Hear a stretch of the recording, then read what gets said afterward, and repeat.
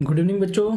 बिल्कुल आज की जो क्लास है वो हम करने जा रहे हैं माइनर पेपर जो कि है basic concept of micro economics, यानी BA BCom BSc BBA BCA के वो सारे स्टूडेंट जिन्होंने माइनर पेपर में फर्स्ट सेमेस्टर में, यानी कि थर्ड ईयर के स्टूडेंट या फर्स्ट सेमेस्टर के स्टूडेंट जिन्होंने माइक्रो इकोनॉमिक्स का paper as a minor select किया है, उनके लिए हम ये क्लास लेकर आए हैं। आप बच्चों की रिक्वेस्ट हमें मिल रही थी, कमेंट हमें आ रहे थे कि सर माइक्रो इकोनॉमिक्स की क्लासेज आप लेके आओ, तो बिल्कुल हम यहाँ पे क्लास नहीं लाकर सारे शॉर्ट क्वेश्चंस लेके आए हैं जो कि आपके एग्जाम के पॉइंट ऑफ व्यू से क्या है इंपॉर्टेंट है। जो basic concept of micro economics है वो आपकी 4 यूनिट में डिवाइडेड है और आपको जानकर खुशी होगी कि ये जो क्लास है वो पहले से ही हमारे चैनल पे अपलोडेड है। आप हमारी प्लेलिस्ट है माइक्रो इकोनॉमिक्स आप वहां जाओगे तो वो जितनी भी क्लासेज है, वो चाहे यूटिलिटी हो, डिमिनिशिंग मार्जिनल यूटिलिटी हो, इक्वी मार्जिनल हो, इंडिफरेंस कर्व हो, एक्सपेंडिचर, बजट लाइन,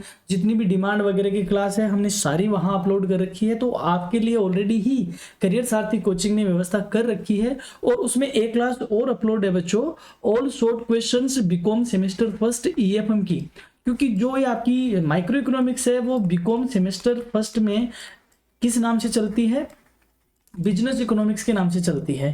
तो जब वो बिजनेस इकोनॉमिक्स है वही क्या है, माइक्रो इकोनॉमिक्स है। तो जो यहाँ पे जितने भी शॉर्ट क्वेश्चन वाला जो वीडियो है ये आप देख लेना, ये आपके लिए बहुत ज़्यादा इंपॉर्टेंट है। इसके अलावा हमने खूब सारी क्लासेज आपके लिए बना रखी है वहाँ पे, मैं इन सब के लिंक आपको डिस्क्रिप्शन में दे दूंगा और लास्ट में वीडियो के एंड तक आप बने रहे। आपकी लास्ट में आपको स्क्रीन पे इसका आइकन मिल जाएगा, वहां से आप डायरेक्ट क्लिक करके भी क्लास देख सकते हो। तो ये तो रही वो बातें जो बहुत अच्छी थी आपके लिए कि हाँ आपको पढ़ने के लिए जो सारा सिलेबस करियर सारथी कोचिंग की प्लेलिस्ट पे ऑलरेडी अवेलेबल है माइक्रो इकोनॉमिक्स के नाम से। अब बात करते हैं, कुछ मैं यहाँ पे क्वेश्चन लेके आया हूँ जो आपके कल की जो एग्जाम है माइक्रो इकोनॉमिक्स वाली उसमें आपको हेल्प करने वाली है।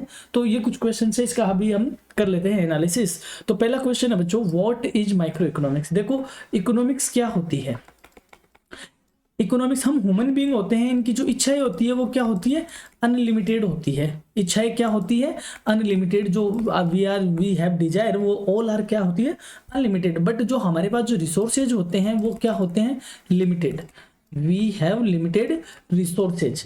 तो लिमिटेड रिसोर्सेज से अनलिमिटेड इच्छाओं को हम पूरा करना चाहते हैं तो हमारे सामने एक प्रॉब्लम अराइज होती है, उसको हम क्या बोलते हैं, इकोनॉमिक प्रॉब्लम। उस प्रॉब्लम को क्या बोलते हैं बच्चों, इकोनॉमिक प्रॉब्लम। जहां पर इस इकोनॉमिक प्रॉब्लम का एनालिसिस होता है, स्टडी होती है, उस सब्जेक्ट को क्या बोलते हैं बच्चों, इकोनॉमिक्स। जहां पे इकोनॉमिक प्रॉब्लम का आप एनालिसिस करते हो दैट सब्जेक्ट इज इकोनॉमिक्स। अब जो इकोनॉमिक्स है ये दो तरीके से हम स्टडी करते हैं, एक हम स्मॉल यूनिट को स्टडी करना चाहते हैं और एक हम एंटायर इकोनॉमी को हम क्या करते हैं, स्टडी करते हैं। यानी एक में हम इंडिविजुअल यूनिट को स्टडी करेंगे और एक में एंटायर इकोनॉमी को स्टडी करेंगे। तो जो इंडिविजुअल यूनिट को स्टडी करने वाली इकोनॉमिक्स होती है उस इकोनॉमिक्स को बोलते हैं माइक्रो इकोनॉमिक्स, और जो एंटायर इकोनॉमी को स्टडी करती है दैट इज मैक्रो इकोनॉमिक्स। तो यहां पर आपको बेसिक सा पता होना चाहिए, micro economics is that branch of economics that studies individual economic units like consumer firms and specific markets. It analyzes how these units make decisions regarding to allocation of limited resources and how their behavior affects supply and demand. यानी कि जो छोटी छोटी units है like consumer हुआ, firm हुआ, special कोई unit हुई, वो किस तरीके से डिसीजन लेते हैं, किस तरीके से अपने लिमिटेड रिसोर्सेज से अनलिमिटेड वांट्स को सेटिस्फाई करते हैं, उन सबको स्टडी करने वाली इकोनॉमिक्स की ब्रांच को क्या बोलते हैं, माइक्रो इकोनॉमिक्स। और इसको आप डिटेल में यहाँ पे जो हमारी क्लास है, पहली क्लास ही माइक्रो इकोनॉमिक्स की वही है, economics and meaning and definition, इसको आप देख लीजिए, यहाँ से आपको इसका पूरा कंसेप्ट क्लियर हो जाएगा। और मैं दोबारा कह रहा हूँ बहुत छोटी छोटी क्लासेज डाली हुई है, 15-20 मिनट वाली क्लासेज, तो आपको इसको स्पीड में भी देख सकते हो, नॉन स्पीड में भी देख सकते हो। तो आप वहां से देखोगे तो डेफिनेटली मैं मुझे इतना कॉन्फिडेंस है, विश्वास है कि आपका जो ये पेपर है इकोनॉमिक्स वाला बहुत ही शानदार होने वाला है। नेक्स्ट, मेंशन वन की difference between micro economics and macro economics. अभी हमने कहा जो माइक्रो है वो स्मॉल यूनिट को स्टडी करती है, जो मैक्रो है वो लार्ज यूनिट को स्टडी करती है। माइक्रो में स्पेशल यूनिट आती है, मैक्रो में एंटायर इकोनॉमी आती है। तो ये इसमें कुछ बेसिक से डिफरेंस है। माइक्रो इकोनॉमिक्स को प्राइस इकोनॉमिक थ्योरी भी बोलते हैं और मैक्रो इकोनॉमिक्स को इकोनॉमिक्स बोलते हैं। तो micro economics focus on individual units and decision making at a smaller scale such as consumer behaviour and price of goods, but in contracts of macroeconomics it deals with the entire economy including national income, inflation, fiscal policies, monetary policies, level of employment in economy. यानी macro economics पूरी economy को study करती है, micro economics particular special small units को study करती है। Next question on your screen, what are the central problem of an economy. यानी अभी हमने कहा हमारे पास जो सोर्सेज है वो क्या है, लिमिटेड, और हमारे पास जो वॉन्ट्स है जो वो क्या है, अनलिमिटेड। तो हम क्या फेस करते हैं बच्चों, इकोनॉमिक प्रॉब्लम फेस करते हैं, इकोनॉमिक प्रॉब्लम फेस करते हैं। तो यहाँ भी जो क्वेश्चन है वो क्या है, what are the central problems of an economy. किसी इकोनॉमी की सेंट्रल प्रॉब्लम क्या होती है, यानी कि अनलिमिटेड वॉन्ट्स को लिमिटेड सोर्सेज से पूरा करना है तो उसे इकोनॉमिक प्रॉब्लम को एनालाइज इकोनॉमिक प्रॉब्लम को एनालाइज करना पड़ेगा। तो कुछ बेसिक सी सेंट्रल प्रॉब्लम्स हैं, that is what to produce, यानी क्या प्रोड्यूस किया जाए। फिर सेकंड होगी हाउ टू प्रोड्यूस, जो प्रोड्यूस करना है उसको किस तरीके से प्रोड्यूस किया जाए। फॉर वूम टू प्रोड्यूस, किसके लिए प्रोड्यूस किया जाए। और इसमें अगर हम फोर्थ बात करें तो हाउ टू डिस्ट्रीब्यूट,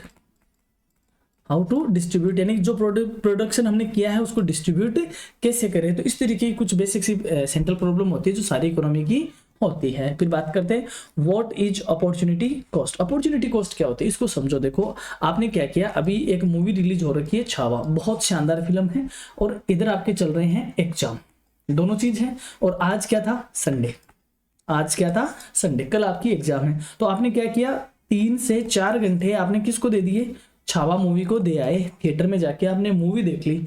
तो इसके लिए आपने क्या सेक्रीफाइस किया था, एग्जाम का वो स्टडी टाइम। तो एक चीज के लिए आप जब दूसरी चीज का सेक्रीफाइस करते हो तो उस सेक्रीफाइस को क्या बोलते हैं बच्चों, अपॉर्चुनिटी कॉस्ट बोलते हैं। यानी आपके ये जो 3 से 4 घंटे थे इनका बेस्ट जो अल्टरनेटिव यूज था वो क्या था, स्टडी टाइम हो सकता था, बट आपने रादर देन स्टडी आपने क्या चूज किया, मूवी देखना चूज किया। तो that is the opportunity cost. यानी एक चीज को यूज करने के लिए दूसरी चीज का जो सेक्रीफाइस होता है that is opportunity cost. Opportunity cost is the value of the next best alternative use that is सेक्रीफाइड when a choice is made. यानी एक चॉइस के लिए आप दूसरी चॉइस को जब सेक्रीफाइस करते हो that is opportunity cost. It helps in making rational economic decision by evaluating what is lost in order to gain something else। यानी कि ये क्या करता है, हमें डिसीजन लेने में एक रेशनल यानी एक सही बताए तो विवेकशील डिसीजन लेने के लिए हमें ये बताता है कि कौन सा डिसीजन हमारे लिए प्रॉफिटेबल होगा और कौन सा डिसीजन हमारे लिए लॉस देने वाला होगा। That is opportunity cost.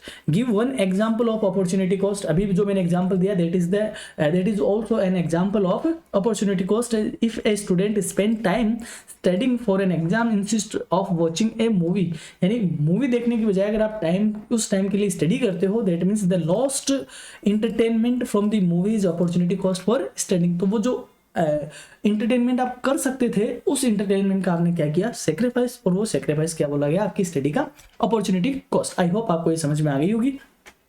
What is the law of demand, ये हमने बहुत पहले से पढ़ा है। लॉ ऑफ डिमांड क्या कहता है कि जब किसी कमोडिटी की प्राइस बढ़ेगी तो उस कमोडिटी की जो डिमांड है वह क्या होगी, कम होगी, और अगर प्राइस कम होगी तो उसकी डिमांड क्या होगी, बढ़ेगी। When other things remaining constant, यानी बाकी अगर बाकी चीजें कांस्टेंट रहे तो कमोडिटी की प्राइस बढ़ने से डिमांड कम होगी और प्राइस घटने से डिमांड ज्यादा होगी। It is the law of demand. इसे क्या कहते हैं, लॉ ऑफ डिमांड कहते हैं। इस कॉन्सेप्ट को आपको और अच्छे से समझना हो तो प्लेलिस्ट में जाओ और मांग का नियम लॉ ऑफ डिमांड, वहां से आप इस कॉन्सेप्ट को टोटली ही क्या कर सकते हो, समझ सकते हो। बहुत ही इजी वे में वहां समझाया हुआ है। The law of demand states that other things being constant, बाकी चीजें क्या रहे, समान रहे, रुकी हुई रहे, इसको बोलते हैं अजम्पशन ऑफ द लॉ। इसको अजम्पशन की क्या बोलते हैं, सॉरी लॉ की अजम्पशन भी बोलते हैं। When other things being constant the quantity demanded of a goods falls when its price rises and vice versa. यानी कि जब प्राइस बढ़ेगी तो डिमांड घटेगी और जब प्राइस घटेगी तो डिमांड बढ़ेगी। This happens due two factor like this substitution effect, income effect and diminishing marginal utility. इस चीज को अगर आप नहीं भी लिखोगे तो भी कोई इशू नहीं है, वन लाइनर आंसर में आप इतना ही लिख दोगे कि बाकी चीजें अगर स्थिर रहे तो किसी कमोडिटी की प्राइस बढ़ने से डिमांड घटती है और प्राइस घटने से डिमांड बढ़ती है। इसे ही क्या कहते हैं, लॉ ऑफ डिमांड कहते हैं। What is demand curve? Now next question on your screen, what is demand curve? Demand curve क्या होता है, यानी हमने कहा किसी मैं एक एग्जांपल देता हूँ, अक्सर मैं ये एग्जांपल क्लास में देता रहता हूँ बच्चों को कि क्या होती है डिमांड। यानी आप मार्केट में गए, मार्केट में मम्मी ने आपको सुबह ये कहा था कि बेटा जब अगर मार्केट जाओ तो वहां से आते टाइम केले ले आना। तो आपने पूछा कि मम्मी कितने कितने केजी में केले लेके आऊँ? तो मम्मी ने कहा देख बेटा अगर प्राइस कितनी हो 40, तब कितने किलो ले आना? 1 किलो। अगर प्राइस क्या मिले 30 तो ले आना 2 किलो, और अगर प्राइस मिले तो 20 तो ले आना 3 किलो। तो इसका मतलब क्या हो रहा है, जैसे जैसे अगर प्राइस घट रही है तो डिमांड क्या हो रही है, बढ़ रही है, और अगर प्राइस बढ़ रही है तो डिमांड क्या हो रही है, कम हो रही है। इसका आपने क्या किया, ग्राफिकली रिप्रेजेंटेशन किया कि जब 40 रुपए किलो की प्राइस थी, ये प्राइस है, और ओ एक्सिस पे क्या है, डिमांड है यानी क्वांटिटी। प्राइस 40 थी तो मम्मी ने कहा आपको कितने केजी लेना है, 1 केजी। अगर 30 है तो क्या लेना है, 2 केजी, और अगर 20 है तो कितने लेने हैं, 3 केजी। इसको आपने एक कर्व से मिला दिया, इसको आपने क्या मिला दिया, एक कर्व से मिला दिया। तो इस कर्व को हम क्या बोलते हैं, डिमांड कर्व बोलते हैं। और इस टेबल को क्या बोलेंगे बच्चों, इसको बोलेंगे डिमांड टेबल या डिमांड शेड्यूल। आप अच्छे से इन चीजों को समझ लीजिए, क्योंकि देखो इकोनॉमिक्स है, ये डायग्रामेटिकली प्रेजेंटेशन होना है तभी इसमें मार्क्स आते हैं, तो आपको ये समझ में आना चाहिए। तो डिमांड कर्व क्या होता है, demand curve is a graphically representation that shows the inverse relationship between the price of a good and its quantity demanded. यानी डिमांड कर्व एक ऐसा ग्राफिकली रिप्रेजेंटेशन है जो कि प्राइस में और कमोडिटी की डिमांड में कैसा रिलेशनशिप बताता है, नेगेटिव रिलेशन बताता है। प्राइस बढ़ती है तो डिमांड घट जाती है, प्राइस घटती है तो डिमांड बढ़ती है, जो कि इस टेबल में बहुत अच्छे से हमने समझा दिया कि प्राइस जैसे जैसे कम हुई तो मम्मी ने इधर क्वांटिटी बढ़ा दी, और जैसे जैसे प्राइस बढ़ी मम्मी ने क्या कर दी, क्वांटिटी कम कर दी। So it is usually slope downwards from the left to right. So इसका स्लोप जो क्या होता है, लेफ्ट से राइट साइड में डाउनवर्ड होता है, जो कि हमें बताता है कि इसका स्लोप का जो स्लोप होता है that is negative relationship between price and demand. I hope आपको ये समझ में आया होगा। अगर समझ में भी नहीं आता है, थोड़ा बहुत अगर और कॉन्सेप्ट क्लियर करना है, तो आप इस क्लास में जाके लॉ ऑफ डिमांड को बहुत अच्छे से आप स्टडी कर सकते हो। और आई होप ये जो क्लासेज है बच्चों, ये आपके लिए बहुत ज़्यादा बेनिफिशियल होने वाली है, जिसके भी माइक्रो इकोनॉमिक सिलेबस में है। Now next question is what is supply curve. अब सप्लाई क्या होता है, पहले हम देखो 2 चीज़ों को समझ लेते हैं। यहाँ पे डिमांड कौन करता है बेटा, डिमांड करता है कंज्यूमर। डिमांड कौन करता है, कंज्यूमर। और सप्लाई कौन देता है, यानी डिमांड कौन करता है, कंज्यूमर, और सप्लाई कौन देता है, सेलर। तो एज ए कंज्यूमर क्या होता है, जब किसी चीज की प्राइस बढ़ जाती है तो डिमांड क्या कर देता है, वह कम, और प्राइस कम होती है तो डिमांड क्या करता है, ज्यादा। वहीं सेलर क्या करेगा, जब प्राइस ज्यादा होगी तो वह सप्लाई क्या देगा, ज्यादा, और वही प्राइस कम होगी तो वह सप्लाई क्या करेगा, कम।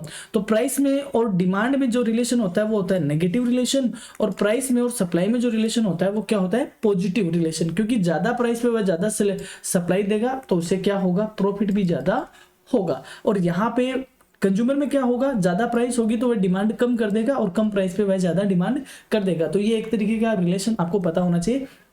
अब इसी को समझते हैं व्हाट इज सप्लाई कर्व। तो जैसे जैसे प्राइस बढ़ेगी, जैसे जैसे प्राइस बढ़ेगी, कंज्यूमर की सॉरी वो जो सेलर है वह सप्लाई क्या करेगा, ज्यादा करेगा। प्राइस ज्यादा होगी तो सप्लाई ज्यादा करेगा। इस तरीके का इसका स्लोप होता है, पॉजिटिव स्लोप वाला स्लोप होता है। A supply curve represents the direct relationship, direct relationship कह दो या positive relationship between the price of a good and its quantity supplied. यानी कि सप्लाई कर्व क्या होता है, प्राइस में और किसी कमोडिटी की क्वांटिटी में एक पॉजिटिव रिलेशनशिप बताता है। It slopes upward from left to right. इसका स्लोप क्या होता है, अपवर्ड होता है, ऊपर की तरफ जाता है। Showing that as price increases seller are willing to supply more. यानी जैसे जैसे प्राइस बढ़ेगी सेलर ज्यादा सप्लाई करने की कोशिश करेगा, या यूं कहे सेलर ज्यादा सप्लाई करना चाहेगा। बढ़ते हैं, what is the law of supply. यही क्या है, लॉ ऑफ सप्लाई, यानी कि प्राइस बढ़ने से सप्लाई बढ़ती है, प्राइस घटने से सप्लाई घटती है। It is also known as the law of supply. इसे ही सप्लाई का नियम कहते हैं। The law of supply states that other factors being constant, यानी other things being constant, an increase in the price of a good leads to increase in its quantity supply, यानी जैसे जैसे प्राइस बढ़ेगी उसकी सप्लाई बढ़ेगी, price घटेगी उसकी supply घटेगी। This happens because higher price makes production more profitable for firms, यानी जैसे क्योंकि ज़्यादा प्राइस होगी तो प्रॉफिट भी क्या होगा, एक सेलर को ज़्यादा होगा। इस वजह से इसका स्लोप क्या होता है बच्चों, पॉजिटिव स्लोप होता है, ऊपर की तरफ जाने वाला होता है इस तरीके से। वहीं डिमांड का स्लोप कैसा होता है, डाउनवर्ड होता है।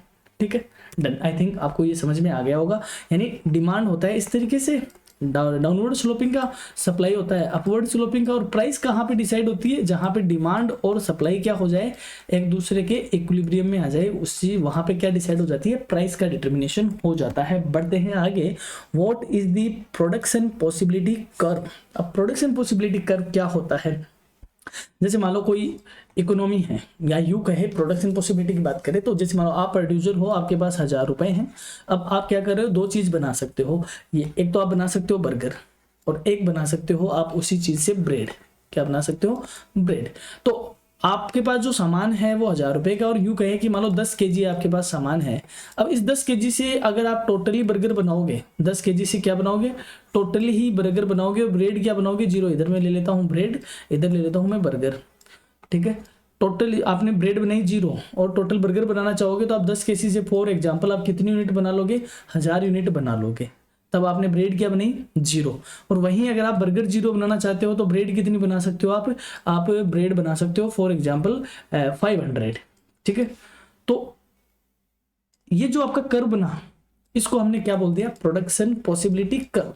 यानी इन 10 केजी से आप बर्गर के और ब्रेड के कितने सारे कॉम्बिनेशन बना सकते हो। यानी जैसे जैसे आप अगर ब्रेड का प्रोडक्शन बढ़ाओगे तो आपका बर्गर का प्रोडक्शन क्या हो जाएगा, कम। और जैसे जैसे बर्गर का बढ़ाओगे तो ब्रेड का क्या हो जाएगा, कम। क्योंकि आपके पास जो सामान है वो तो 10 केजी है। अब 10 केजी से ये तो है नहीं कि आप अनलिमिटेड बर्गर बना लोगे और अनलिमिटेड ही क्या बना लोगे, ब्रेड बना लोगे। एक चीज का अगर प्रोडक्शन बढ़ाओगे तो दूसरी चीज को क्या करना पड़ेगा, छोड़ना पड़ेगा।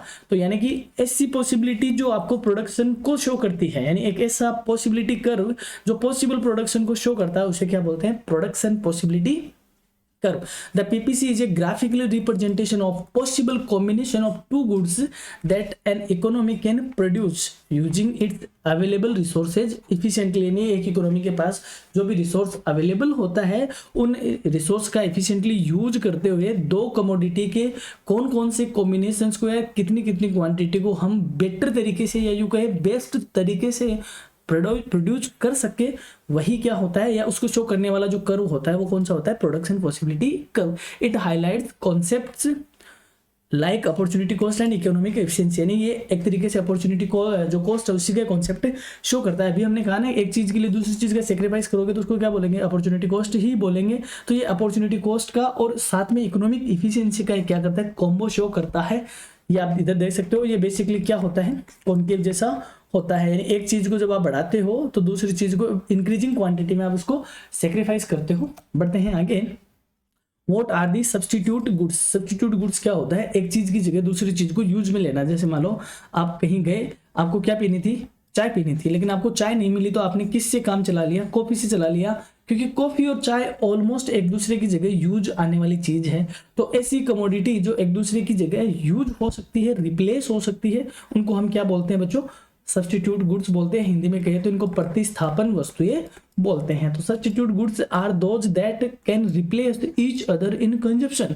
यानी कंजप्शन यानी उपभोग, कंजप्शन के दौरान हम जब एक चीज को दूसरी चीज से रिप्लेस कर सकते हैं, उन गुड्स को क्या बोलते हैं, सब्स्टिट्यूट गुड्स बोलते हैं। Such as tea and coffee, जैसे चाय और coffee. If the price of one increase consumer tend to buy more its substitute. यानी कि इसके ज़्यादा मत जाओ, ये ज़्यादा आप जाओगे तो आप कंफ्यूज हो जाओगे। मैं आपको इतना ही बता देता हूँ इस क्वेश्चन के अकॉर्डिंग कि सब्स्टिट्यूट गुड्स क्या होते हैं, एक दूसरे की जगह यूज होने वाले होते हैं। इनको अगर आप ज़्यादा देखना चाहते हो तो हमारा जो डिमांड वाला चैप्टर है, डिमांड लो वाली जो क्लास है, उसको देखना। वहाँ पे इन सारी चीज़ों को क्या किया हुआ है, एक्सप्लेन किया हुआ है। What are the complementary goods. वही कॉम्प्लीमेंट्री गुड्स क्या होती है, जो चीज़ें एक दूसरे के साथ साथ यूज में आए। क्या है, साथ साथ यूज में आए। अभी जैसे मान लो आपका जो मोबाइल है, मोबाइल और मोबाइल में जो डेटा रिचार्ज है, डेटा पैक है, वो दोनों एक दूसरे के साथ यूज होते हैं। यानी कि अकेला मोबाइल से आप इंटरनेट नहीं चला सकते, अकेले डेटा पैक आपको मिल जाए यानी जो कूपन मिल जाए उससे भी नहीं चला सकते। तो दोनों को अगर आप लेते हो तभी क्या होता है, यूज होता है, या यूँ कहिए आप इंटरनेट चला सकते हो। वहीं अगर मैं एग्जांपल दूं बाइक का,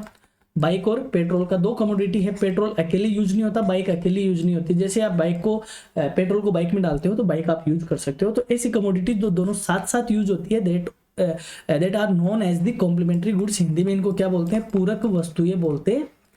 पूरक वस्तुएं, complementary goods are used together, साथ साथ यूज होती है, such as car and petrol. Car और पेट्रोल, एक की प्राइस बढ़ती है तो दूसरे की डिमांड बढ़ जाती है, ऐसे कम हो जाती है। नेगेटिव रिलेशन होता है और इनमें पॉजिटिव रिलेशन होता है। ज्यादा देखने के लिए आप क्लिक करें लॉ ऑफ डिमांड पे, ज्यादा देखने के लिए लॉ ऑफ डिमांड पे क्लिक करें। Now next question is on your screen, that is what is utility. Utility को हिंदी में बोलते हैं बच्चों उपयोगिता। आप किसी चीज की को यूज क्यों करते हो? क्योंकि आपको यूज इसलिए करते हो कि आपको क्या है, जरूरत है किसी चीज की, क्या है जरूरत। जैसे मान लो फॉर एग्जाम्पल आपको क्या लगी है, प्यास लगी है। प्यास लगी तो आपने क्या पिया, पानी, क्योंकि पानी में वो क्वालिटी है जो आपकी प्यास को क्या कर सकता है, सेटिस्फाई कर सकता है। क्वालिटी प्यास को क्या करता है, सेटिस्फाई। तो पानी का ये जो गुण है, ये जो क्वालिटी है, इस क्वालिटी को किस नाम से जानते हैं, यूटिलिटी। यानी किसी कमोडिटी का वो पावर जो आपकी वांट को सेटिस्फाई कर दे, उसी को क्या बोलते हैं, यूटिलिटी। जैसे आपकी वांट क्या है, माइक्रो इकोनॉमिक्स की क्लास देखना। सर माइक्रो इकोनॉमिक्स की क्लास आप बना दो, तो आपकी वांट क्या है, माइक्रो इकोनॉमिक्स की क्लास देखना। और वो कहाँ से जरूरत पूरी, वो कहाँ से हुई, करियर सारथी कोचिंग के चैनल से पूरी हुई। तो करियर सारथी कोचिंग के चैनल में आपके लिए क्या है बच्चों, यूटिलिटी है। यानी आपकी वांट जहां से सेटिस्फाई होती है उस कमोडिटी में आपके लिए क्या होती है, यूटिलिटी। यानी utility refers to the satisfaction और pleasure derived from the consuming a good और service. Its subjective and varied from person to person. यानी ये सब्जेक्टिव होती है, जिस पर्सन को, जैसे मान लो अभी आपका पेपर है माइक्रो इकोनॉमिक्स का, तो आपको इस क्लास में क्या मिल रही है, यूटिलिटी। कल को आपका पेपर हो जाएगा माइक्रो इकोनॉमिक्स का, फिर आपको इस क्लास में क्या नहीं मिलेगी, यूटिलिटी नहीं मिलेगी, आप नहीं देखोगे इसको। तो यानी अच्छा कोई दूसरा और कोई बच्चा है जो ई कॉमर्स का है, उसको माइक्रो इकोनॉमिक्स नहीं देखनी, तो उसके लिए इस क्लास में कोई यूटिलिटी नहीं है, और आपके लिए ई कॉमर्स में नहीं है। तो कहने का मतलब पर्सन टू पर्सन ये क्या करती है, चेंज होती है। तो यूटिलिटी का सीधा सा मीनिंग है the want satisfying power of A commodity. इस कॉन्सेप्ट को डिटेल में देखो, क्लास है अपनी दूसरी, यूटिलिटी। सिर्फ क्लास का नाम यूटिलिटी है, बहुत छोटी सी क्लास और बहुत ही ग्राफिकली वे में। यहाँ तो क्या कर रहा हूँ कि मैं आपको सिर्फ क्वेश्चन आंसर दिखा रहा हूँ। अगर आप इन क्लासेस को देखोगे बच्चों, यहाँ ग्राफिकली तौर पे डायग्राम के साथ आपको पूरा एक्सप्लेन किया हुआ मिलेगा। Now next question on your screen, that is what is total utility. मैं एक बार यूटिलिटी को थोड़ा सा इस तरीके से बता देता हूँ। यूटिलिटी क्या होती है, जैसे मान लो आपने कंजप्शन किया, आपने यहाँ पे कंजप्शन किया यूनिट का। जैसे मान लो आप क्या खा रहे हो, रोटी खा रहे हो, आपने पहली रोटी खाई तो आपको उस रोटी से कितनी यूटिलिटी मिली, आपको उससे मिली 12 यूटिलिटी। दूसरी रोटी खाई उससे मिली आपको 4, तीसरी रोटी से खाई उससे मिली आपको 2, चौथी रोटी से आपका पेट भर गया। अगर आपने उसके बाद भी खाना बंद नहीं किया तो अब आपके पेट दुखने लग गया या यूं कहे आपके उल्टी वगैरह हो गई, तो आपको मिली नेगेटिव यूटिलिटी। तो टोटल क्या होगी, पहली से कितनी मिली 12, दूसरी से इन दोनों को मिला के कितनी मिली 20, तीसरी से इन तीनों को मिला के कितनी मिली 22, चौथी को मिलाया तो कितनी मिली 22 और पांचवी को मिलाया तो कितनी होगी 21।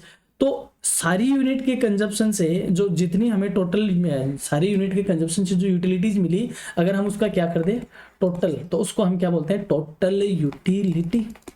और इंडिविजुअल यूनिट से मिलने वाली यूटिलिटी को क्या बोलते हैं, मार्जिनल यूटिलिटी। तो यही अपना क्वेश्चन है, what is total utility. Total utility is the total amount of satisfaction gained from consuming all units of एक गुड की या एक कमोडिटी की सारी यूनिट के कंजप्शन से जो आपको सेटिस्फेक्शन डिराइव्ड हुई, उसका आप टोटल करते हो तो वह क्या होती है, टोटल यूटिलिटी। ठीक है, what is marginal utility. Marginal क्या होती है, एडिशनल यूनिट के कंजप्शन से जो यूटिलिटी डिराइव हुई, that is total sorry marginal utility. यानी कि आपने जैसे मान लो आपने चौथी यूनिट कंज्यूम की, वहां से आपको यूटिलिटी कितनी मिली 0। जैसे आपने पांचवी कंज्यूम करी, आपको कितनी मिली -1। तो एडिशनल यूनिट के कंजप्शन से जो यूटिलिटी मिली दैट इज मार्जिनल यूटिलिटी, या यू कहे एडिशनल के कंजप्शन से टोटल में जो चेंज हुआ that is marginal utility. Now next question, what is an indifference curve. Indifference curve क्या होता है, एक कंज्यूमर क्या करता है, कॉम्बिनेशन बनाता है दो कमोडिटी के, जैसे एक एक्स कमोडिटी और एक वाई कमोडिटी। उसने कहा ए में मेरे पास एक एक्स है और वाई कितना है 12, और मुझे जितनी सेटिस्फेक्शन मिलती है। बी कॉम्बिनेशन में मैंने कहा कि एक कमोडिटी तुम्हें एक्स दे दी जाए तो कितनी कमोडिटी अब वाई छोड़ोगे ताकि आपका सेटिस्फेक्शन लेवल क्या बना रहे, इक्वल। तो उसने कहा 4 छोड़ देंगे, अब 8 रखेंगे। सी कॉम्बिनेशन में 3 एक्स बना ली और 3 क्वांटिटी क्या रख ली, वाई रख ली। बी कॉम्बिनेशन में क्या किया, x कितना हो गया 4 और y कितना हो गया 2। तो यानी कि उसने कहा कि चाहे मुझे ए कॉम्बिनेशन दे दो, बी दे दो, सी दे दो या डी दे दो, ठीक है, इनसे मिलने वाली जो यूटिलिटी है वो मेरे लिए क्या है, इक्वल है। सभी में मुझे तो सेटिस्फेक्शन मिलती है वो इक्वल मिलती है। यानी जैसे जैसे उसने x को बढ़ाया, x को क्या किया, बढ़ाया, वैसे वैसे उसने y को क्या किया, डिक्रीज कर दिया, y को क्या कर दिया, डिक्रीज कर दिया। तो एक कमोडिटी के, दो कमोडिटी के वो सारे कॉम्बिनेशन जो कंज्यूमर को क्या देते हो बच्चों, इक्वल सेटिस्फेक्शन देते हो, इक्वल लेवल या सेम लेवल सेटिस्फेक्शन देते हो, उस कॉम्बिनेशंस को रिप्रेजेंट करने वाले कर्व को हम क्या बोलते हैं, इंडिफरेंस कर्व बोलते हैं। यानी an indifference curve shows different combinations of two goods that provide the same level of satisfaction to a consumer, the consumer remains indifference between these combination. क्योंकि कंज्यूमर क्या करता है, सारे कॉम्बिनेशन उसको इक्वल लगते हैं, इसलिए वह उनमें क्या रहता है, इंडिफरेंट रहता है। यानी कि वो कहता है कि मैं तो तटस्थ हूँ, चाहे कोई सा भी दे दो, इसलिए इसको उदासीनता कर वक्र भी कहते हो, तटस्थता वक्र भी कहते हैं। इसको ज्यादा अगर आपको समझना है तो मैं ये कहूंगा हमारी जो इंडिफरेंस वाली क्लास आप वहां पे जाके इसको जरूर देखिए, क्योंकि अभी इतना टाइम नहीं है कि मैं इन सारे कॉन्सेप्ट को एक साथ बहुत ही अच्छे से डायग्रामेटिक तौर पे समझा सकूं। तो मैं यहाँ पे सिर्फ क्वेश्चन लेके आया हूँ। क्लास थोड़ी सी लंबी हो सकती है क्योंकि इकोनॉमिक्स है बच्चों, इसको मैं ऐसे आपके दिमाग में नहीं उतार सकता, इसके लिए आपको थोड़ा सा मेहनत करना ही पड़ेगा, थोड़ी क्लासेस आपको देखनी ही पड़ेगी। Now mention one property of indifference curve. Indifference curve की कोई एक प्रॉपर्टी समझाओ, इंडिफरेंस कर्व की कोई एक प्रॉपर्टी समझाओ। तो एक प्रॉपर्टी तो यही है कि इससे मिलने वाली जो सेटिस्फेक्शन लेवल है वो क्या होती है, इक्वल होती है। इसका जो स्लोप होता है वो लेफ्ट टू राइट क्या होता है, डिक्रीजिंग मोड में होता है। तो दो तो मैंने यही बता दी। And indifference curve is downward sloping. ये डाउनवर्ड स्लोपिंग का होता है, जो कि ये बताता है एक कमोडिटी का आप इंक्रीमेंट करोगे तो दूसरी को क्या करना पड़ेगा, डिक्रीमेंट करना पड़ेगा, ताकि आपका सेटिस्फेक्शन लेवल बना रहे। Now next question is on your screen, that is budget line. क्या होती है बजट लाइन? बजट लाइन क्या होती है, वो जो ये भी इंडिफरेंस कर्व वाले चैप्टर से रिलेटेड है। यानी बजट लाइन जैसे मान लो आपके पास कितने जेब में 100 रुपए हैं, 100 रुपए से आप एक्स कमोडिटी और वाई कमोडिटी खरीदना चाहते हो। तो एक्स अगर आप 0 खरीदते हो, सिर्फ वाई खरीदते हो, तो मान लेते हैं वाई की कितनी क्वांटिटी खरीदी 10। जब आप वाई कितना खरीदते हो 0, तो एक्स कितना खरीद सकते हो 20। ठीक है, तो दो कमोडिटी के वो सारे कॉम्बिनेशन जो आप अपने बजट में खरीद पाते हो, उस लाइन को क्या बोलते हैं, बजट लाइन। यानी ये रहा एक्स 0 है, वाई कितना खरीद रहे हो 10, एक्स वाई 0 है तो एक्स कितना खरीद रहे हो 20। तो इन दोनों कॉम्बिनेशन को हमने मिला दिया, इससे जो लाइन हमारे पास आई दैट इज बजट लाइन। तो बजट लाइन पे जितने भी कॉम्बिनेशन होते हैं उन सबको आप अपने दिए हुए बजट में खरीद सकते हो। इसके बाहर जो कॉम्बिनेशन होते हैं उनको आप नहीं खरीद सकते, इसके अंदर वाला जो कॉम्बिनेशन होता है उसको आप खरीद सकते हो, बट आपका बजट का प्रॉपर यूटिलाइजेशन नहीं होगा। इस तरीके का इसका कॉन्सेप्ट है। ज्यादा जानकारी के लिए आपको ये क्लास देखनी पड़ेगी। बजट लाइन क्या होती है, budget line shows the all possible combinations of two goods that a consumer can buy with an income and prevailing price. यानी आप उनकी प्राइस पे और अपनी दी हुई इनकम से उन दो कमोडिटी के कौन कौन से कॉम्बिनेशन को वह खरीद सकता है, उसको शो करने वाली लाइन को क्या बोलते हैं, budget line. Now question, next question, what are the normal goods. Normal goods क्या होते हैं, जिनकी प्राइस बढ़ने से डिमांड घट जाती है, प्राइस के घटने से डिमांड बढ़ जाती है। वो कौन से गुड्स होते हैं बच्चों, नॉर्मल गुड्स। ठीक है, इनफीरियर गुड्स क्या होते हैं, आपकी इनकम बढ़ी तो आपने उनकी डिमांड क्या कर दी, कम। इनकम कम हुई तो उनकी डिमांड क्या हो गई, ज्यादा। जैसे मान लो डालडा घी है, वनस्पति घी है या डालडा घी है, तो जैसे जैसे आपकी इनकम बढ़ेगी तो आप डालडा घी नहीं खाओगे, डालडा घी की बजाय आप किसकी तरफ जाओगे, देसी घी की तरफ जाओगे। तो आपकी इनकम बढ़ने से आपने डालडा घी की डिमांड क्या कर दी, कम कर दी। और इनकम कम होती है तो आप देसी घी नहीं खरीद पाते, तो आपको डालडा घी खरीदना पड़ता है। तो चीज क्या है, डालडा घी या यूं कहे वनस्पति घी देसी घी के सामने क्या है, घटिया चीज है या इन्फीरियर कमोडिटी है। तो इन्फीरियर कमोडिटी में रिलेशन इनकम में और उनमें क्या ऐसा रिलेशन होता है जो नेगेटिव होता है, उसको बोलते हैं इन्फीरियर गुड्स। ये थोड़ा सा इंपॉर्टेंट है। What are the Giffen goods. Giffen goods भी क्या होते हैं, एक तरीके से इन्फीरियर गुड्स ही होते हैं, इन्फीरियर गुड्स ही होते हैं। बट ऐसे इन्फीरियर गुड्स जिनकी प्राइस में और डिमांड में किस तरह का रिलेशन पाया जाता हो, पॉजिटिव रिलेशन पाया जाता हो, उन सबको कौन से गुड्स बोले जाते हैं बच्चों, गिफिन गुड्स बोले जाते हैं। क्योंकि इसमें कंज्यूमर का जो इनकम इफेक्ट है वो ज्यादा स्ट्रॉन्ग होता है। उस इनकम इफेक्ट के स्ट्रॉन्ग होने की वजह से यहाँ पे पॉजिटिव रिलेशन होता है, उसको क्या बोलते हैं, गिफिन गुड्स ही बोलते हैं। तो आप इसमें इस तरीके से कह सकते हो, Giffen goods are special inferior goods. यानी सारे इन्फीरियर गुड्स गिफिन नहीं होते, कुछ स्पेशल गुड्स जिनका जो स्लोप है वो अपवर्ड साइड का होता है, पॉजिटिव स्लोप वाला होता है, इस तरीके का डायग्राम होता है, उनको हम कौन से गुड्स बोलते हैं, गिफिन गुड्स बोलते हैं। बढ़ते हैं आगे। एक यहाँ पे खुशखबरी आपको देना चाहता हूँ, जो आपका वैल्यू एडेड पेपर है मॉन्यूमेंट्स ऑफ राजस्थान, जो कि हमारे प्लेलिस्ट में ऑलरेडी अपलोडेड है, कुछ बच्चों ने इसको देखा भी है, कमेंट भी किया है। अब हम ये चाहते हैं, क्योंकि उसके लिए आपके पास टाइम पड़ा है, तो उसकी जो यूनिट वाइज क्लास है वो हम लेकर आएंगे with important question and with their answer, यानी उसके क्वेश्चन भी होंगे और उनके आंसर भी हम लेकर आएंगे, क्योंकि हम चाहते हैं, करियर सारथी कोचिंग चाहता है कि आपका जो मॉन्यूमेंट्स ऑफ वाला पेपर राजस्थान वाला, सॉरी मॉन्यूमेंट्स ऑफ राजस्थान वाला जो पेपर है, उसमें आप मार्किंग अच्छी करो, आपको अच्छे वहाँ से मार्क्स मिले। बहुत ही विजुअल वे में हमने ये क्लास रिकॉर्ड करी है, जिसमें विद ग्राफिक्स की कौन सी चीज़ कहाँ है, हर चीज़ की तरह हमने ग्राफिक्स उसमें डाले हैं, और हम इसकी डिटेल और यूनिट वाइज क्लास लेके आएंगे, जो कि आपके लिए बहुत ज़्यादा बेनिफिशियल होने वाली है। Now next question on your screen, what are the types of cost. Cost के कौन कौन से टाइप होते हैं? कॉस्ट दो तरीके की होती है, एक ऐसी कॉस्ट जो फिक्स रहती है, और एक ऐसी कॉस्ट जो प्रोडक्शन के अकॉर्डिंग क्या होती है, चेंज होती है। तो फिक्स कॉस्ट हो गई, वेरिएबल कॉस्ट होगी, इन दोनों को हम टोटल करेंगे तो कौन सी कॉस्ट हो जाएगी, टोटल कॉस्ट। इन सब का हम एवरेज निकालेंगे तो कौन सी कॉस्ट आ जाएगी, एवरेज कॉस्ट। तो कॉस्ट कितनी तरह की हुई, main types of the cost is include fix cost, variable cost and total cost, तीन तरीके की होती है, फिर उनके एवरेज क्या हो जाते हैं, एवरेज कॉस्ट हो जाते हैं। कॉस्ट क्या बोलते हैं, प्रोडक्शन करते टाइम जो भी एक्सपेंडिचर हमें होते हैं, उन एक्सपेंडिचर को क्या बोलते हैं बच्चों, कॉस्ट बोलते हैं। Now define total cost. Total cost क्या होती है, फिक्स एंड वेरिएबल का, यानी fix cost plus variable cost, इन दोनों का टोटल क्या होगा, total cost. What is total revenue. Revenue क्या होता है, आपने प्रोडक्शन किया, क्या किया, प्रोडक्शन करने से आपने मार्केट में क्या किया, उसको सेल किया, सेल करने से जो इनकम जनरेट हुई उसको क्या बोलते हैं, रेवेन्यू बोलते हैं। और सारी क्वांटिटी को सेल करने से जो सारी इनकम जनरेट हुई उसको क्या बोलते हैं, टोटल रेवेन्यू। बढ़ते हैं next question, what is market. Market क्या होते हैं, market is a platform where buyers and sellers interact to exchange goods and services, specially physically और डिजिटली। मार्केट वो जगह होती है जहाँ पे सेलर्स और बायर्स एक चीजों को क्या करते हैं, एक्सचेंज करते हैं, चीजों और सर्विस को, वो क्या बोलते हैं, मार्केट बोलते हैं। What is perfectly competition market. And perfect competition market कौन सा होता है, परफेक्ट कॉम्पिटिशन मार्केट कौन सा होता है। परफेक्ट कॉम्पिटिशन मार्केट एक ऐसा मार्केट होता है जिसमें लार्ज नंबर ऑफ बायर्स होते हैं, लार्ज नंबर ऑफ सेलर्स होते हैं, यानी बहुत सारे सेलर्स, बहुत सारे बायर्स, और वो जो चीजें बेचते हैं वो सारी क्या होती है, होमोजीनियस होती है। कोई भी फर्म मार्केट में कंट्रोल नहीं रखती, कोई सिंगल फर्म का मार्केट में कंट्रोल नहीं होता, कोई भी नई फर्म मार्केट में आ सकती है, पुरानी फर्म जा सकती है। प्राइस को जो डिटरमाइन करती है वो कौन करती है, इंडस्ट्री, और एक्सेप्ट कौन करती है, फर्म करती है। ऐसा मार्केट जो इस तरीके का होता है जिसमें large number of sellers and buyers होते हैं और उनमें इतना ज्यादा कंपटीशन होता है कि पूरे मार्केट में एक ही प्राइस प्रीवेल करती है, उस मार्केट को क्या कौन सा मार्केट बोलते हैं बच्चों, परफेक्ट कंपटीशन मार्केट बोलते हैं।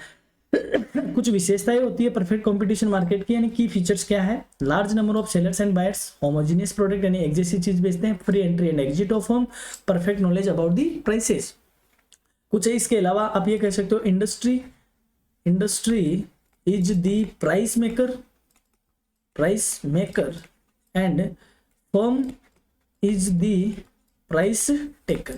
यानी आपसे ये क्वेश्चन पूछा जा सकता है, who is the price maker in the perfect competition market, that at that time your answer will be it is industry. यानी परफेक्ट कॉम्पिटिशन में प्राइस मेकर कौन होता है, industry, and who is the price taker in perfect competition, that time your answer will be firm, यानी firm price को accept करती है। ये कुछ इसकी कैरेक्टरिस्टिक्स है। Now next question on your screen, what is the monopoly. Monopoly क्या होती है, हिंदी में इसको क्या कहते हैं बच्चों, एकाधिकार। एकाधिकार क्या होता है, जब मार्केट में एक ही बंदे का क्या हो, अधिकार। When market consist a single seller, जब मार्केट में एक ही सेलर होता है और उसी का इसमें राइट होता है, अधिकार होता है, उस सिचुएशन को क्या बोलते हैं, monopoly.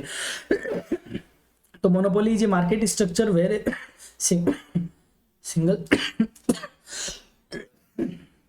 where a single seller dominates the market with no close substitute its product। यानी एक ही मार्केट में एक ही सेलर होता है, उस सिचुएशन को क्या बोलते हैं बच्चों, मोनोपोली बोलते हैं। And what is monopolistic. Monopolistic क्या होते हैं, काफी मेनी सेलर्स होते हैं, और मेनी ही क्या होते हैं, बायर्स होते हैं। और पर्टिकुलर जो सेलर होते हैं वो एक पर्टिकुलर ब्रांड बेचते हैं, और एक ब्रांड का उनकी एक वैल्यू होता है, ब्रांड वैल्यू होता है, वहां तक उसका मार्केट में क्या होता है, मोनोपोली होता है। और बियॉन्ड द ब्रांड वैल्यू उसको कंपटीशन को देखना होता है। तो मार्केट का वो structure where many firms are sell similar but slightly differentiated product, यानी कई सारी फर्म होती है जो एक जैसी चीजें तो बेचती है बट थोड़ा थोड़ा उनमें क्या होता है, डिफरेंट होता है। जैसे मोबाइल है, तो मोबाइल सारे मोबाइल एक जैसे ही है, बट थोड़े फीचर्स का उनमें क्या होता है, ऊपर नीचे होता है। तो वो कौन सा मार्केट है, मोनोपोलिस्टिक मार्केट होता है जो रियल में पाया जाता है। What are the 4 factors of production, 4 factor कौन कौन से प्रोडक्शन के, पहला हो गया लैंड, दूसरा हो गया लेबर, तीसरा हो गया कैपिटल और चौथा हो गया एंटरप्रेन्योर। अब लैंड को जो रिवॉर्ड दिया जाता है बच्चों उसको क्या बोलते हैं, रेंट। लेबर को जो रिवॉर्ड दिया जाएगा उसको क्या बोलेंगे, वेजेज। कैपिटल को जो दिया जाएगा that is interest, and entrepreneur के लिए जो बचेगा दैट इज प्रॉफिट। तो अभी हम नेक्स्ट यही क्वेश्चन देखने वाले हैं, इसलिए मैंने ये सेगमेंट आपके यहाँ पे जोड़ा था, हालांकि आपके सेगमेंट में ये चीज नहीं है। Now next question on your screen, what is the rent in economics. Economics में रेंट क्या होता है, आप ये कहोगे लैंड के बदले जो दिया जाता है वो क्या होता है, रेंट। यानी आपने रॉ मटेरियल खरीदा, क्या खरीदा, रॉ मटेरियल खरीदा, तो रॉ मटेरियल की जो आपने पेमेंट किया दैट इज रेंट। आपने किसी से जमीन ली, जमीन पे आपने एग्रीकल्चर किया, तो इस जमीन को यूज करने के लिए आपने इसके मालिक को क्या किया, पेमेंट, दैट इज रेंट। तो यू कहे रेंट को या सॉरी लैंड को यूज करने के बदले जो पेमेंट किया जाता है that is rent. Rent is the payment made for the use of land और other natural resources. Other natural resources को या लैंड को यूज करने के बदले जो पेमेंट किया जाता है that is rent. And what is quasi rent. Quasi rent का मतलब समझते हैं। क्वासी रेंट क्या होता है, शॉर्ट टर्म तक यानी शॉर्ट टर्म पीरियड में अगर कोई चीज क्या हो जाए, फिक्स्ड हो जाए या स्पेसिफिक हो जाए, क्या हो जाए, स्पेसिफिक हो जाए, तो शॉर्ट रन में उसको जो रेंट मिलता है दैट इज क्वासी रेंट। इसको हिंदी में बोलते हैं अर्ध लगान। हिंदी में क्या बोलते हैं, अर्ध लगान होता है, इसको क्वासी रेंट बोलते हैं। यानी कि क्या हुआ कि फॉर एग्जांपल जो आपके पास एक खेत है, उस खेत में आपने क्या बो दिए, गेहूं बो दिए, और गेहूं की कटाई आप कब करोगे, मार्च के एंड में करोगे। तो मार्च के एंड तक तो आप उस खेत में कोई दूसरा काम कर ही नहीं सकते ना। हाँ, गेहूं कटाई के बाद आपके पास ये खेत खाली पड़ा, बस इसमें कुछ भी कर सकते हो आप, इसमें कोई इंडस्ट्री लगा सकते हो, इसमें कुछ और काम कर सकते हो। तो उसके बाद ये क्या हो जाएगा, वेरिएबल फैक्टर हो जाएगा, इस पे आप कुछ भी कर सकते हो। लेकिन तब तक क्या है, ये फिक्स्ड है। तो क्योंकि एक टाइम के बाद ये क्या हो जाएगा, वेरिएबल, और एक टाइम पर क्या है, ये फिक्स। तो इस सिचुएशन को मार्शल ने क्या बोला है, क्वासी रेंट बोला है, कि इस सिचुएशन में जो दिया जाता है that is quasi rent. What is interest. Interest क्या होता है, payment made for the use of borrowed capital, यानी उधार पर जो आप देते हो पेमेंट, उसको हम क्या बोलते हैं, ब्याज बोलते हैं। सीधी सी बात है, आपने मेरे से उधार लिया तो आप मेरे को उधार से ज्यादा पैसा दोगे। यानी आपने मेरे से 1000 रुपये लिए, 1000 रुपये लिए और आपने मेरे को पेमेंट किया 1010 रुपए का, या आपने पेमेंट किया 1100 रुपए का, तो जो 100 रुपए एक्स्ट्रा आपने दिए हैं वो किस चीज के हैं, ब्याज के हैं, उसी को क्या बोलते हैं, इंटरेस्ट बोलते हैं। बढ़ते हैं नेक्स्ट क्वेश्चन। नेक्स्ट क्वेश्चन नहीं है यहाँ पे, मैं आपको यही दोबारा कहूंगा कि बच्चों जो माइक्रो इकोनॉमिक्स है वो हमारी प्लेलिस्ट में पड़ी है, जो माइक्रो इकोनॉमिक्स की जो प्लेलिस्ट है वहां पड़ी है, इसकी खूब सारी क्लासेस पड़ी है, आप वहां जाओ और क्लासेस को देखो। क्योंकि आप ऑलरेडी चैनल को आपने देखा नहीं, बना वहाँ पे खूब सारी क्लासेस ऑलरेडी पड़ी थी, लेकिन फिर भी आपकी रिक्वेस्ट पे मैं ये क्लास रिकॉर्ड करके आपके लिए लेके आया हूँ। तो अगर आपको क्लास अच्छी लगती है तो बच्चों लाइक करना, क्लास को अपने जो दोस्त है उनके जो माइक्रो इकोनॉमिक्स का पेपर है उनको आप सब्सक्राइब करना, उनको लिए शेयर करना, उस चैनल पर नए हो तो सब्सक्राइब करना। हाँ, जो आपकी स्क्रीन पे आइकन आ रहे हैं यहाँ पर जाकर आप माइक्रो इकोनॉमिक्स की क्लास देख सकते हो। यहाँ तक आपने क्लास देखी इसके लिए धन्यवाद, और हमारी तरफ से आपको ऑल द बेस्ट। आप एक अच्छे से एग्जाम दो और बहुत ही शानदार आप पेपर करके आओ, यही हमारी शुभकामनाएं आपके साथ। Thank you.